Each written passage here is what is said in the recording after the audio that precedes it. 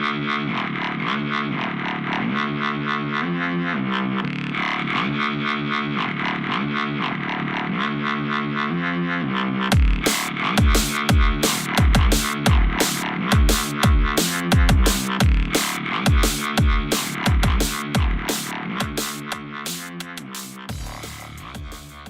friends, and welcome. I'm Joe. And I'm Fiorelise, and this is the Esoterics Podcast.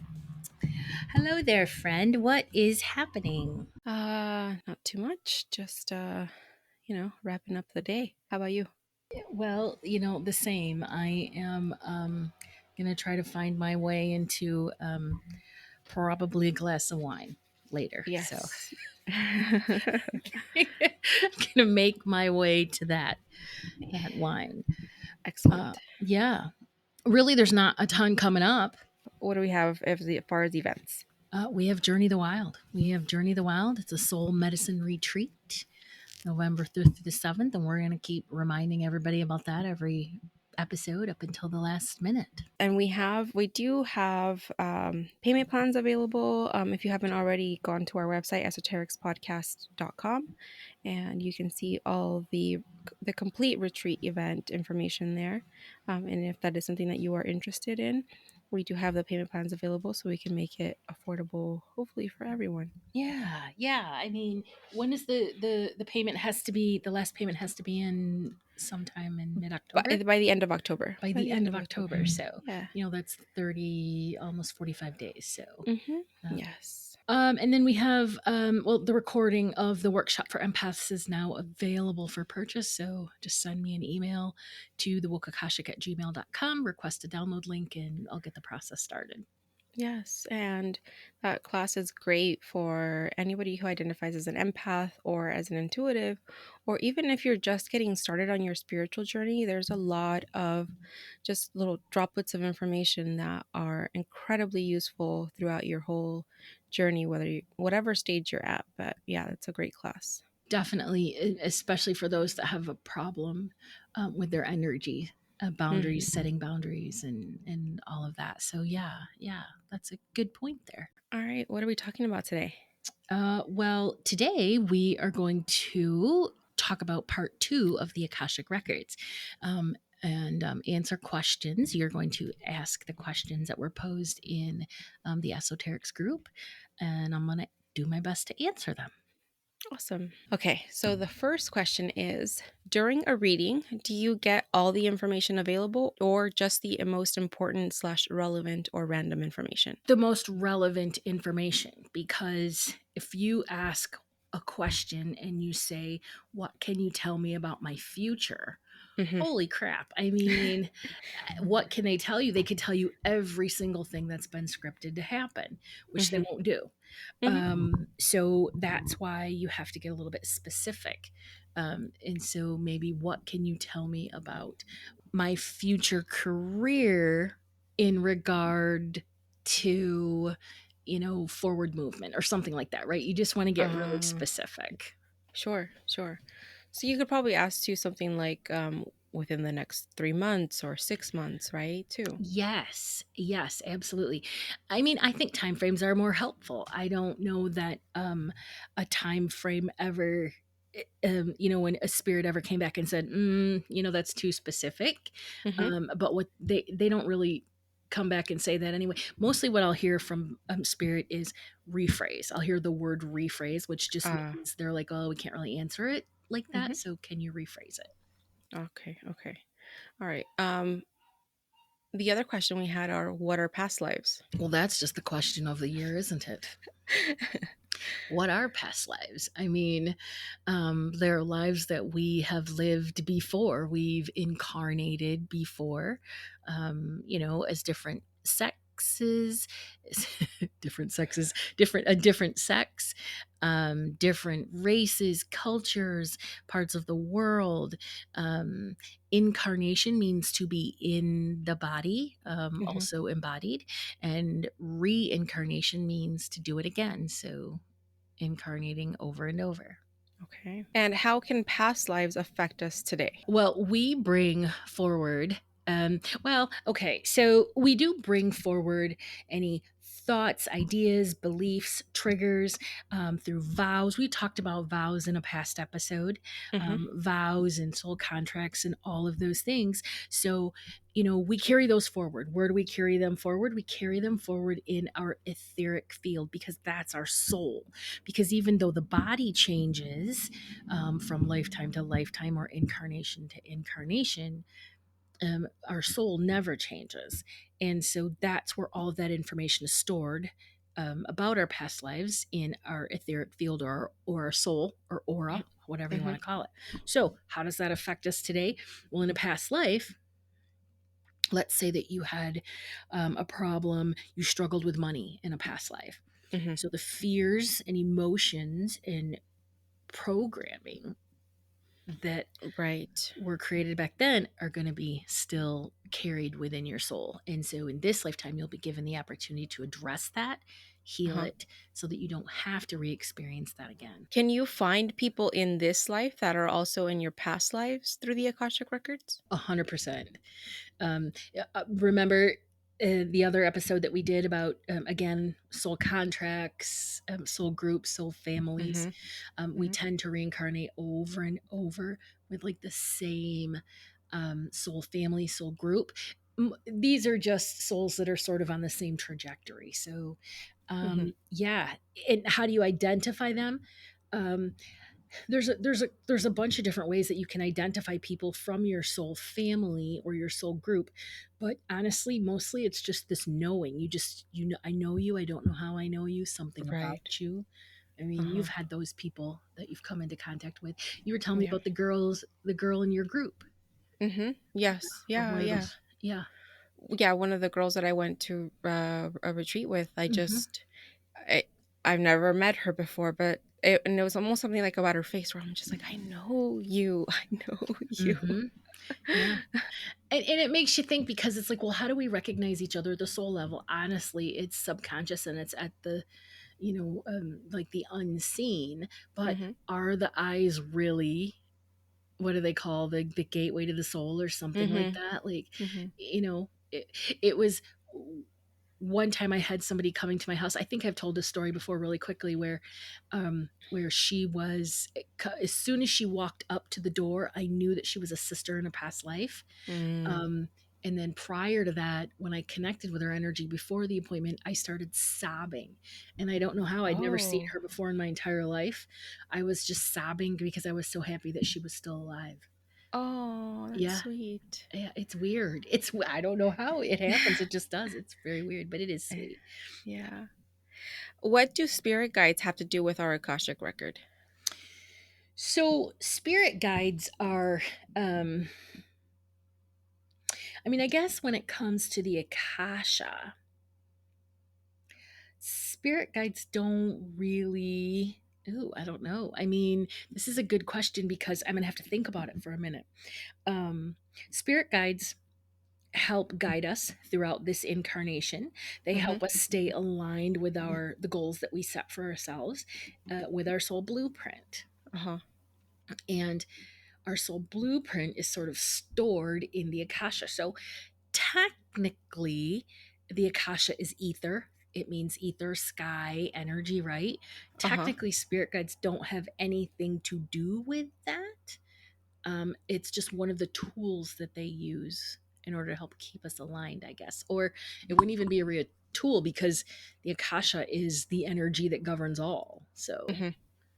I know um, when I had my Akashic record reading with you, you were able to call out like three different spirit guides yeah, that you saw in my record.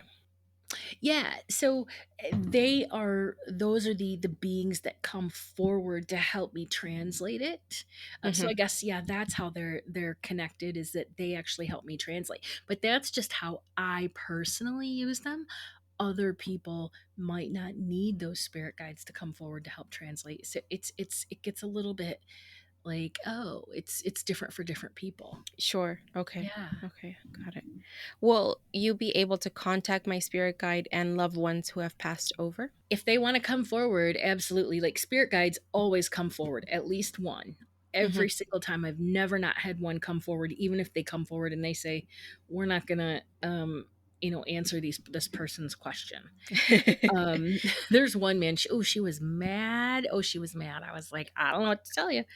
Um, but it tech, but typically family members know that Akashic reading is specifically for the soul. It's Uh-huh. specifically so that soul, that person, that loved one can get back on track and in alignment with their soul blueprint. So Okay. family members don't typically come through unless they are giving you a message specific to where you're out of alignment. You know, Okay. um, they'll come through, grandmas will come through a lot of times and they'll be like, listen, you know, the reason that you had such a horrible mom is because of me. I take full responsibility for that. You need to let that go, work through it, do the work around it, that sort of thing. So that's when they'll come through. I see. Spirits are opportunists, especially loved ones. If they Uh-huh. see an opportunity, they're gonna take it. But they also are very respectful of the boundaries of the Akashic reading because it is, it's not just like let's say you book a reading with somebody with just like a standard psychic and you just want to Uh-huh. know all these things and it's kind of fun and all that stuff. Akashic readings are a little bit more sacred, they're a little bit more serious. The information that comes out of them is specifically so that you can be the best version of yourself. Okay. Okay. I'm not saying they're better by any means, I'm just saying they're different. There's different. Yeah. And I think that has also to do um with like I've said this before about how Dolores Cannon talks about why don't we just know all the stuff? Like why don't we just Right. know why we're here when we're born? That's because it's a test, it's a lesson, and if you're just given all the answers for the lesson, you're not going to learn anything. Right. Right. And those spirits are there to help us stay focused on the lesson. Mhm. Not, I mean, and sometimes they'll make things easier for us. They love to do that, but their primary function is stay on keeping us on track. Got it. Okay. The next question is what is karma? Karma. This is one of my favorite topics because karma is so misunderstood. Like, what do you? Yeah. Well, I don't want to say. Well, it's for you to say what it is, and I'll be like, you're wrong. That's not it. But that's not it. But people have this different idea of karma. So, what's your Mhm. idea of karma?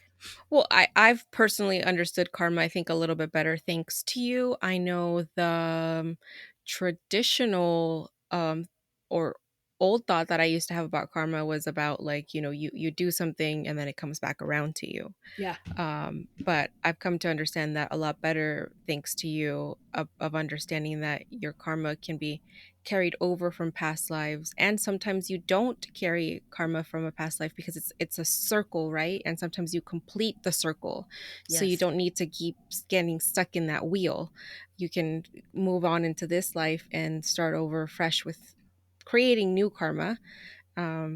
So that's how I've come to understand it now, as it being like circles, like little lessons that you had to learn, and if you didn't complete the circle or the lesson in the last life, then it carries over into this one. Right. It is. It's cyclical. It's experience. I describe karma as experience and perspective. If you Hmm. have one experience in one life, in the next life, you're going to have the opposite experience Mm, simply to balance that perspective. Karma is not punitive, it's not punishment. And, a lot of people are like, what comes around goes around. My karma's going to get them. It's like, ugh, karma's not going to get them. If anything, like let's say that you are the child of an alcoholic in one mhm, life and you have a mhm, horrible, horrible life. In the next life, you would be an alcoholic with mm. a child, right? So at the end of both of those lives, you come away and you have this cyclical, circular, rounded out experience of being the child of an alcoholic and being an alcoholic with a child. Right. Yeah. Understood. Yeah. Okay. Um, okay, so what is it? It's like a bank, right? Like a balance. So Ah, I guess that's okay. where the scales of justice come in. Sure. Okay, that makes sense. That makes sense. So if karma is so important, why are we unaware of it? Just what you just said earlier, that if we came in with the knowledge, then what would be the point of the lesson? Hmm. Yeah. Also, it's what balances our karma is the experience of living the experience, you know. Right. So the experience of day by day. I truly believe that in any inequity in life, let's just take, one that's a hot issue here in the United States is race, right? So you think, oh, it's horrible to be, a brown skinned person in the United States right now. Well, actually, it was horrible way back in the day, right? Like when they were Sure. slaves and beaten, and Mhm. it's not good all around. But who's to say that previous slave owners that were horrible are not now maybe, oppressed individuals, or people that were, um, slaves back then are now not oppressed. Mhm. We just don't know, Right. but it Right. would be Yeah. interesting to find out. That's never come out of the only like once or twice have I experienced a past life in the United States, like the South with it with slavery and stuff. Only twice that I can remember Hmm. for other Interesting. people. Uh-huh. And what is the difference between the Akashic records and karma? Oh gosh, like karma obviously is a perspective. And then the Akashic records is an energy. It's like a memory. So there is a big difference. They're not the same thing at all. I Uh-huh. think that karma is, karmic balances are kept or stored in the Akashic records. So they Okay. work together beautifully, but one's like the refrigerator and the other is like fruit, I guess. Got it. Okay, yeah, it's inside. So then somebody could ask if they have karma carried over from a past life into this life when they're having their reading. Oh, they do all the time. And Mhm. actually, I just automatically give that in the reading. I go over your karmic debt, what you've Uh-huh. carried forward. The Uh-huh. people always get their karmic debt, and then they get the karmic lessons.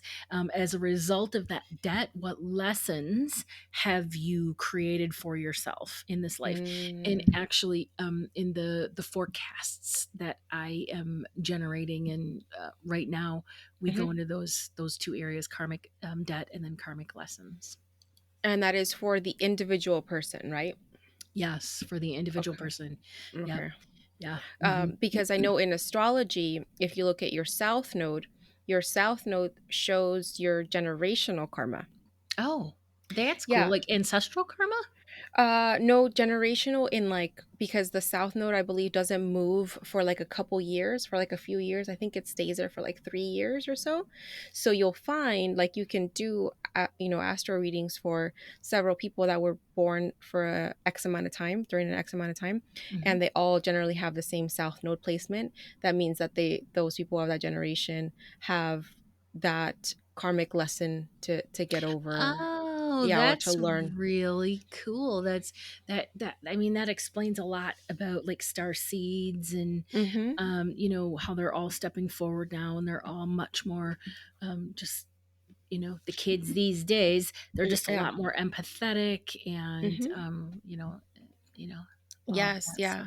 So I know for like I've done my own astro chart reading, but I've done it for a few friends who are like within the same age that I am, give or take, maybe a year or so.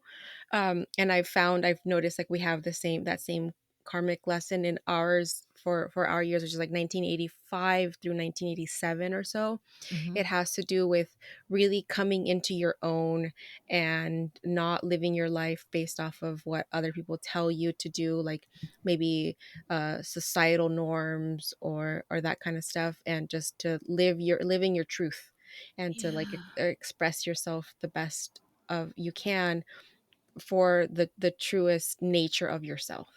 Exactly, and that's what we talked about. I mean, last episode, I think, with or it was a couple episodes ago, with people choosing gay to come in with Mm, gay. I don't even know. I mean, it's somebody who is gay. They're like, that's natural, that's normal. There's nothing wrong with it. Fuck you if you think there is. But mhm. when you put it into terms of choosing that from your soul blueprint, I mean, I'm not really sure what you would call that. Just embodying. you know, as a same sex individual. I have no idea what that would be termed, but Yeah. yeah, it's kind of cool. It is. It is. Hmm. I actually think that for some people who are within the LGBTQ plus community, that they're able to see beyond the categorizations of masculine and feminine, or just like Right. male and female, Hmm. and they identify with the whole being of a person. Like Hmm. I love them for their soul, Yep. regardless of whether they're, categorized as male or female or whatever. Right. And then that ties in with what you just said about, the node where it's about standing in your truth and saying, this is who I am and this is what Exactly. I believe in. Exactly. That's where the term comes from, like millennials and younger are like, wait, I don't, why do I have to label it? I don't want to label Mhm. anything. They never want to label anything. Me, listen, I'm a solid fucking Gen Xer. I want everything clearly labeled. And it has to be laid out, no question. Not all the time, but for the most part, I'm not kidding. I do. I'm like, Yeah. no, I need labels. I want them. And when the millennial label first started becoming like really popular, I remember when I looked at the dates and I was like, I'm a millennial. I was like, I don't want to quit putting me in a box. I don't want to be in a box. Stop it. You're labeled, and you're like, why are you Stop it. labeling me? Stop. Just stop. I know. Oh my god, it's hilarious. It really is. Oh All well. right. So does everyone have karma even if you don't believe in it? Yeah, definitely. Again, it's everyone is a spiritual being, even if they don't believe in it. Mm, Everyone reincarnates if they don't believe in it. So they definitely have karma. I think that karma is one of the most widely accepted.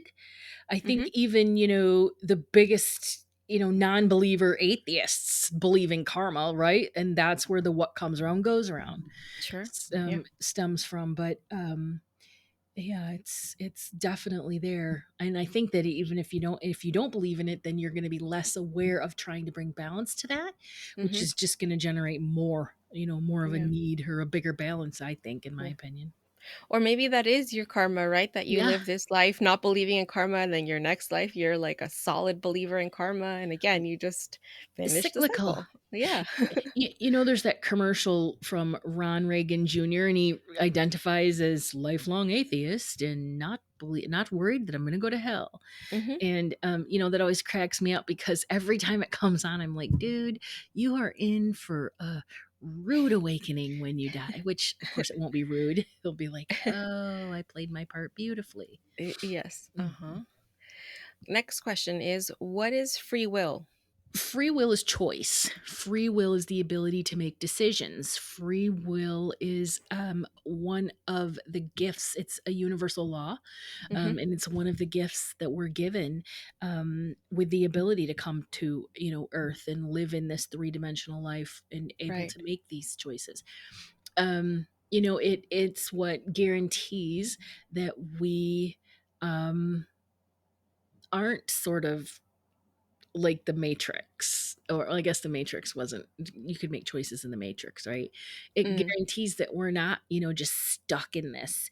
This is the soul blueprint that you wrote, and we're not like these robots that follow. Yes. Yeah, we're not Yeah. robots. But I always think of it as choice. Like I have a choice Choice. to be a good person. I have a choice to be a more challenging person. I have a Mhm. choice to, not go around, shooting people randomly, or a choice to it. Not that there's anything Right. funny in that, but Dolores Cannon said, and I don't know if I necessarily believe this, but she said that from what she got from, obviously, from spirit or whoever, that Earth is the only place that has free will. Yeah, I don't know, but I mean, Earth is very, very, very difficult. In all of the books that I've read about life between life and, our consciousness in between incarnations, Uh huh. every single one lists Earth as being like a giant shit show. Like literally, people are like, "Oh, you went to Earth?" Like it's like a thing. So I don't know, obviously, but wow, wouldn't that be like? What if just by being on Earth, we're like badass rock stars? Yeah, I mean, it kind of seems like it, like, the volunteers that volunteered to come on Earth, and the whole free will, and the idea of free will. The only the reason why we're the only ones that have it is because it's an experiment. It's an experiment. Yeah, to see like what do people do if you give them free will. Basically, is So, the but experiment. now I'm worried, like, what if I don't have free will? Like someplace else? And is it necessary? I mean, have we ascended to the point of where we don't make choices that are not in alignment with our highest good? Yeah, that's a good question. I'm going to tell you right now. I don't care for that potential. I want free will Mhm. 100% of the time. Okay, are we truly able to break cycles using free will? We're moving on. We're done with that topic. Well, we're still on the free will topic. Are we truly able to break cycles using free will? I mean, yes, because free will is choice. I mean, and you have the choice to continue to make decisions that are not aligned with your goals or to start making decisions that are aligned with your goals. Do I eat the cake? Do I ride the bike? Do I, Hmm. do the work, do the homework, whatever? Or don't I? Yeah, that makes sense. Especially if you think of like, I see a lot of this where like someone is born, and they have parents who were maybe very abusive, Yeah. and then they have children. Yeah. And so then at that point, they make that free will decision to be a better parent, to not continue that cycle of Yeah. abuse, of whatever Yeah. that looked like. 100% break the cycle. Yeah. I totally Mm-hmm. get it. Um yeah, we are, I mean, we are, and when you think about it, free will is could have been bestowed upon humans from the very beginning. Um in order to see what choices we'll make. Let's take Adam and Eve, for instance, even though it's the Bible and everybody knows what you and I think about the Bible, Mm-hmm. that it's a man made book. Um, it's a perfect example of choice. They had the choice. Do you eat the apple or don't? Mm-hmm. Yeah, Mm-hmm. I don't know why they made Eve the villain. I think it was Adam, but I Oh, have no proof. we could do a whole episode on that because there's a lot of stuff that I've learned about Lilith, and that she was the first woman created with man, but she was created as his equal. Hmm. And when the whole thing of like, oh, you're supposed to like follow what he says, she was like, no. If he told her not to eat it, you know what? I'd have eaten it too. Don't tell me what to do. And so Lilith was like, absolutely not. Like, you don't tell me what to do. Like, I am your equal. I am not less than you. And so, yeah, there's a whole story of Lilith and how she was actually the first female that was created, and that experiment didn't work. And so then she was cast off, and then that's when Eve was created from man, and blah blah blah, Hmm. all that stuff. Hmm. But there's also people that believe that, and this kind of jives with me, that the Bible is a metaphor for the stars. I love that. Yeah. 'Cause yeah, I was telling this to my husband. My husband went to Catholic school like most of his life, so he knows a lot more of the Bible than I do. And he's like, "Well, yeah." He's like, "You've got everything. The lion is in there, the fish. Yeah, there's a lot of the astro elements are in the Bible if you really look for them. So could be.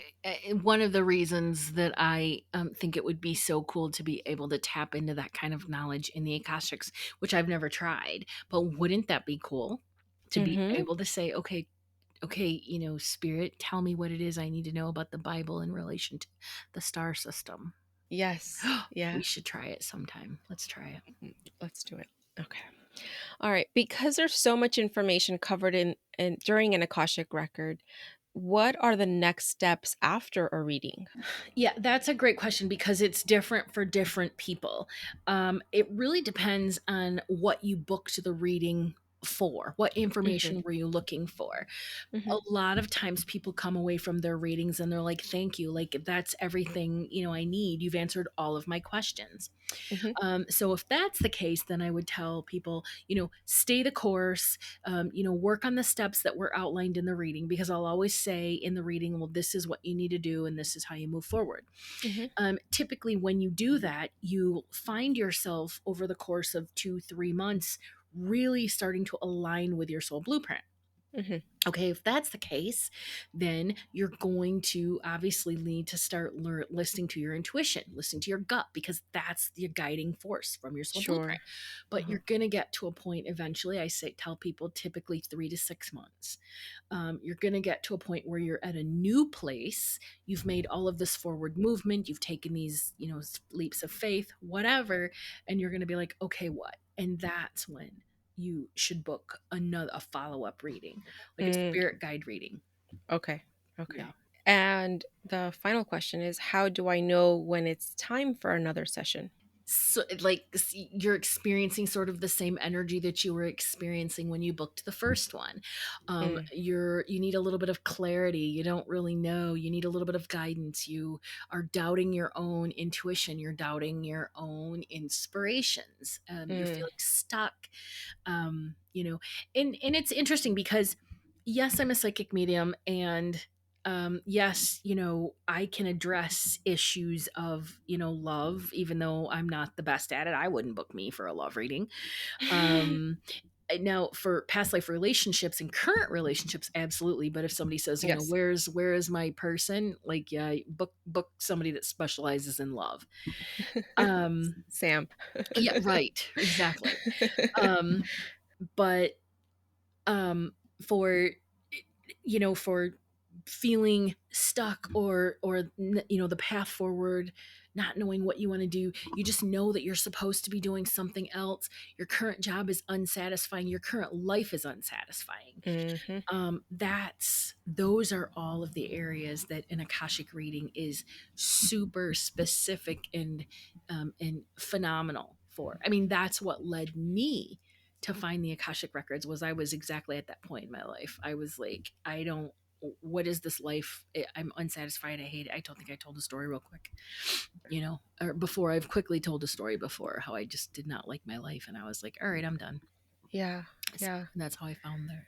Well, that's what started my spiritual awakening. So, Yeah, and I know my husband's gonna book his Akashic Records reading with you because he's got into that point, and it's funny because that was one of the things that we were told when we went through meditation training, was that once you start to meditate and you take this time for yourself, that you will find that there are aspects of your life that you've now become unhappy with, yeah, even though you were totally like just fine with it. right. But it's, you start to recognize it's just certain things don't feel fulfilling at the soul level. Yeah, And so I know he's like very much kind of like, I don't really know, like, what am I supposed to do? I just know that what I'm doing now is not it.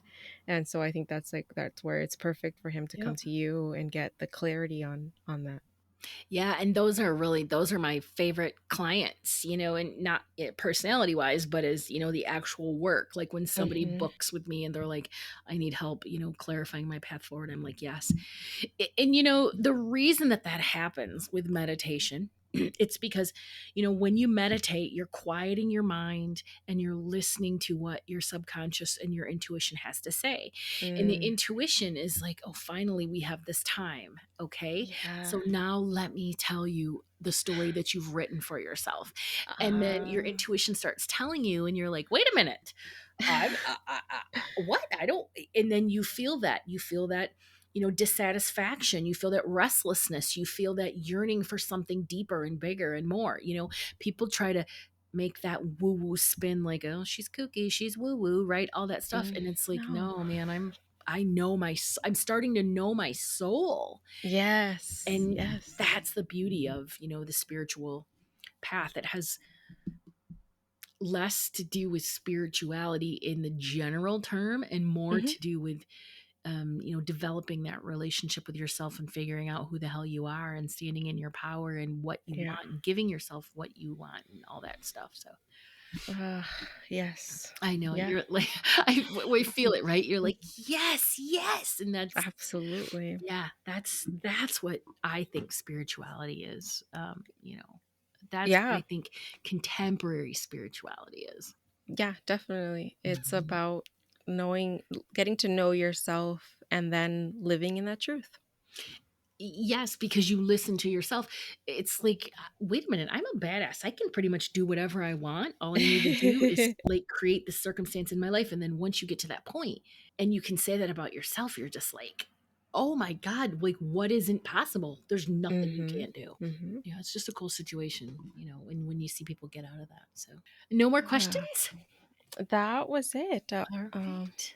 All right, guys. Well, those were fun questions. Yeah, they were. Mhm. Do you have anything for the closing vibe? I really don't. No. What about you? So I have this thing that I had written, and I hope I haven't shared it before. So I'll just share it now. Okay. It says, "We are all being tested with grounding our energy on a daily basis. Establish your energy as sovereign. State your free will in this act. Nothing can come in or go out without your permission. These tribulations are temporary, but they are crucial lessons for the times ahead. In your energy work as a healer, this daily practice is key for your well being." That's beautiful. I don't remember specifically if you have, but it was perfect for, yeah. I mean, it kind of jives with what we just talked about. Uh-huh. Yeah, funny how that happens. Yep. Hmm.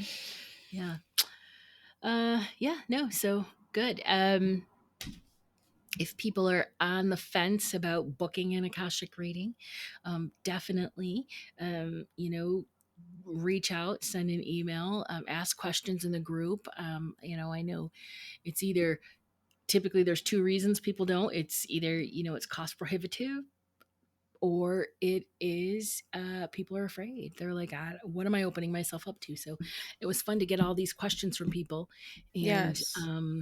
so that we can clear some of that up, at least. That it's like I said before, I've said this before, it's weird because I've always known what the Akashic records are ever since I was a little girl, but I know that they're ancient, but I didn't understand until just recently how few people really know what they are. Hmm. Hmm.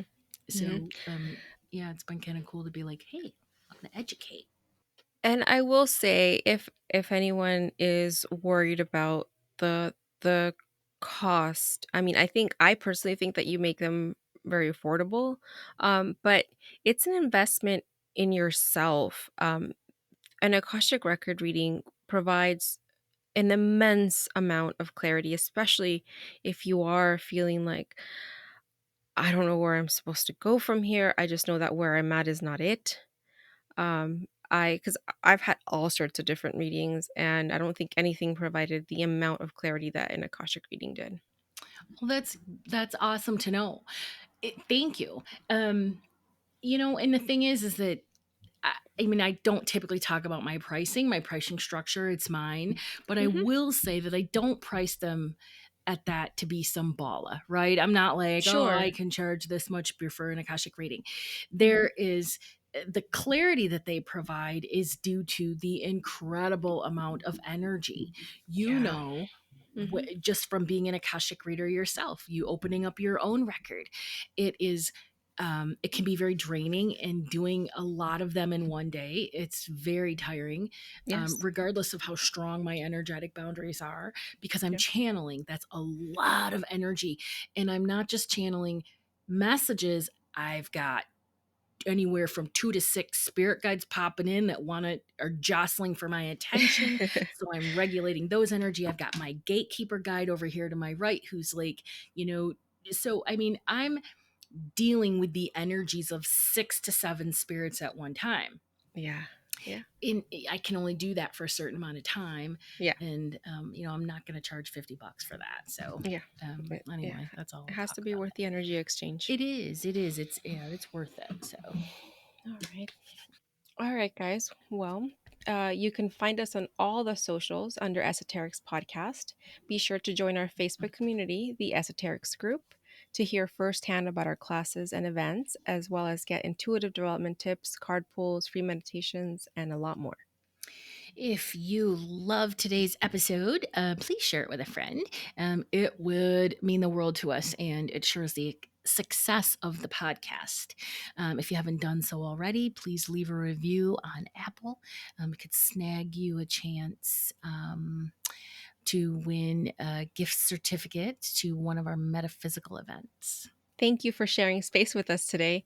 Stay mystical, magical, and ready to do it again next week when we will be talking about, What are we talking about? believe we're talking about karma and the serial killer.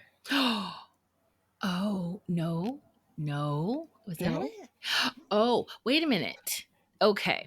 So before we can talk about next week, so the entire month of October, uh, Oh, that's right.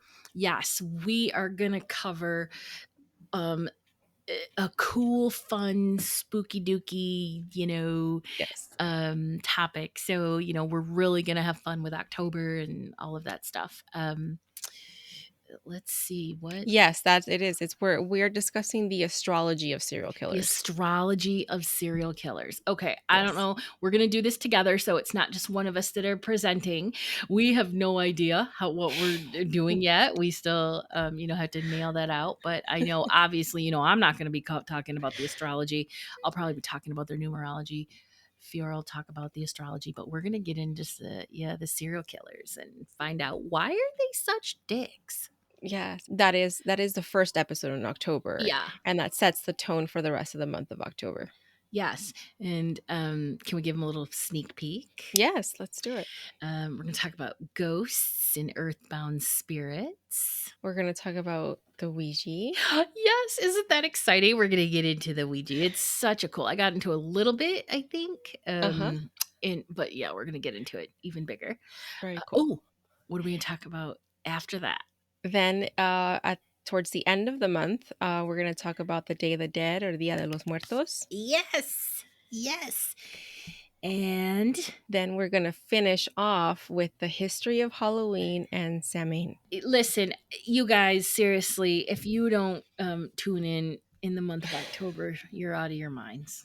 Come on, it's spooky season. It's spooky. Ooh. All right, guys. Thank you for listening today. Thanks, guys. It was fun. Bye Bye. bye.